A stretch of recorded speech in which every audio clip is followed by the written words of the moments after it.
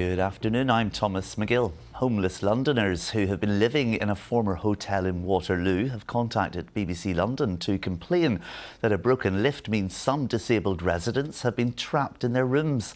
Others have reported having to sleep in the hotel's lobby. Those living at the accommodation have been put there by Westminster and Camden councils. They say they'll both look into the issues raised. Our reporter Jem O'Reilly has this story. The lifts are broken down. I watched a man that had strokes going up the stairs with I think the child was about 11, 12 years old, as to lift his dad's leg to put his legs up on the stairs. His dad is paralysed from the left side, so that side can't move, and he's on the 5th floor, which I think is disgusting. These people are living in this hotel because they would otherwise be homeless. It's the council's responsibility to find them temporary accommodation.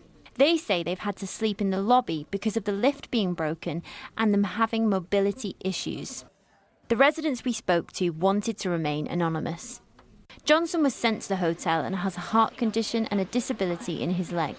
He's been in the hotel for 1 year and 6 months and says he told Camden Council about how the hotel conditions were worsening his disabilities. There are rats in the building. When microwave breaks, nobody cares.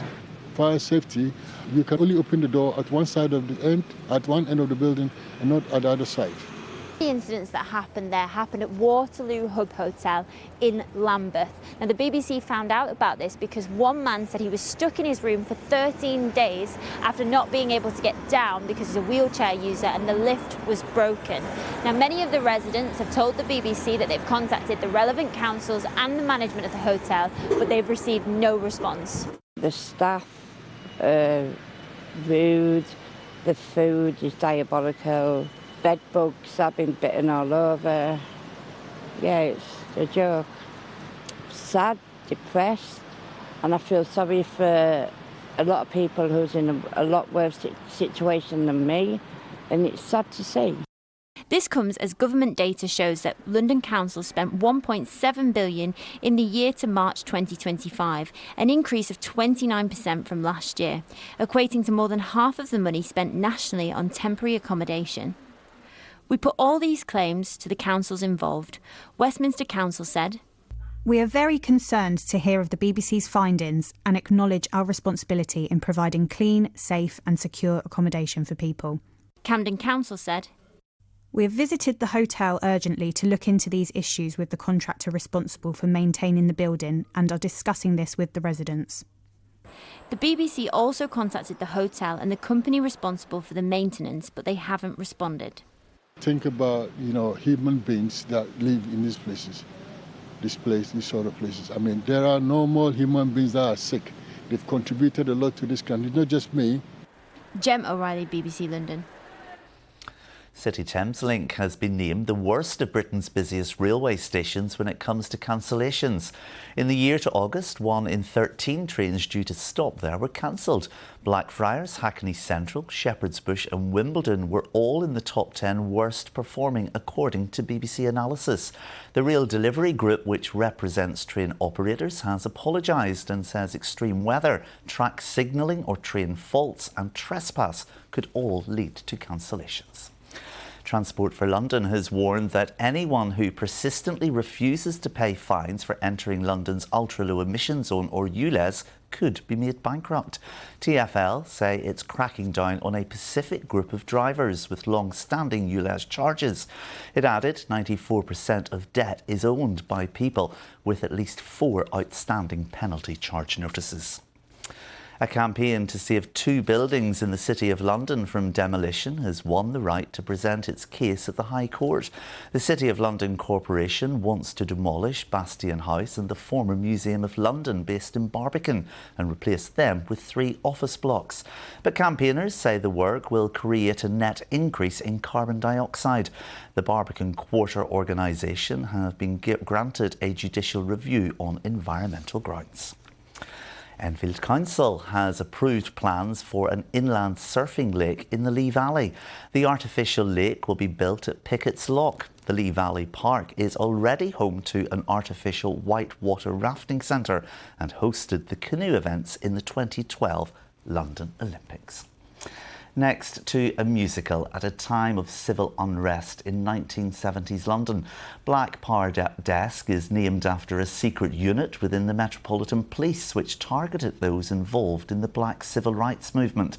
Now it's the backdrop of a new musical at Brixton House, and Alice Bandacravi has been to meet its writer and cast. I don't know you, don't know you, don't know you anymore.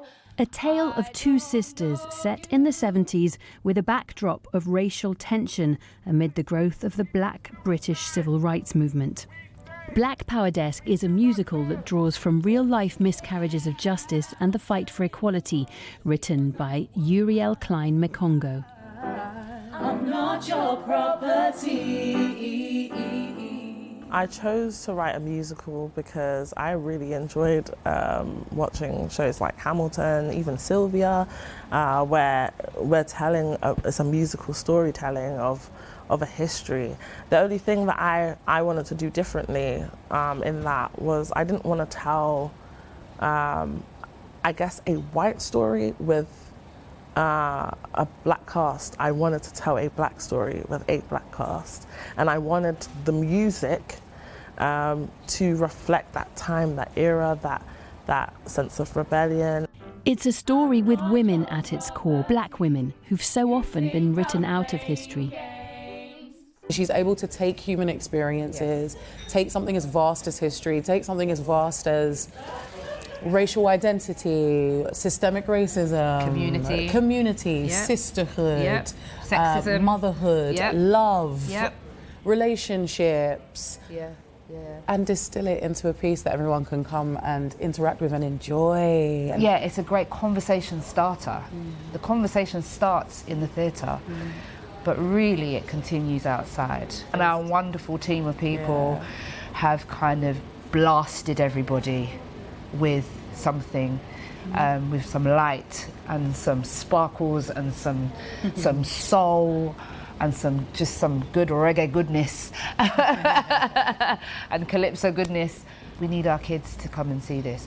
It's actually okay to educate our kids. It's not just okay, it's vital. Yeah, it's necessary. Whoever's in charge of the educational curriculum can be like, okay, I just saw this musical, let's get this on the curriculum. Black Power Desk is part of the Uprising Festival at Brixton House, which explores contemporary black British life and culture. Alice Bandacravi, BBC London. And that takes us nicely to the weather, and a bit of a first for me to be joined live in the studio with Kate. You're very welcome. Some company for you, Thomas. Absolutely. I thought you deserved it. Anyway, we have high pressure in charge this week, which means it's actually been quite settled so far. It's quite chilly, but it is settled. We've had plenty of sunshine. This was earlier on this morning at Maida Vale. Lots of blue sky, but you'll notice just sneaking in there a little more cloud. Now, we have got more cloud today in comparison to yesterday, for example. You can see it earlier feeding in on that northeasterly breeze. We're managing in the most part to avoid the showers. They're kind of sticking down towards the southeast or the far southeast. This afternoon, cloud, yes, but still some bright, some sunny spells. The breeze is cool, though. Similar temperatures to yesterday at around 17 Celsius. Then into this evening and overnight, we've still got that cloud. Still a feed of showers as well on the breeze. We're going to hang on to the breeze too here in the southeast. The temperature, it isn't going to be quite as chilly as last night. Low single figures last night for some. 6 or 7 Celsius, though, still single figures. It is going to feel cool in the morning. Now, as we head into Wednesday, still some clouds, still that northeasterly breeze, but gradually we'll start to see the cloud clearing. So a brighter afternoon tomorrow, some more sunshine. It's dry again, and actually, with that sunshine, the wind a little bit lighter, the temperature just sneaks up a tiny bit, 18 Celsius. So we're still at high pressure, starts to drift, however, but in the most part, for much of this week and now into the weekend, it is looking fairly settled. Thomas. Autumn has arrived. Thanks, Kate. And that's it from all of us. There's plenty more, of course, on the BBC News app, and Riz will be here tonight at 6:30. But for now, let's go back to Nina for the rest of the BBC News at 1. Have a lovely afternoon. Bye-bye.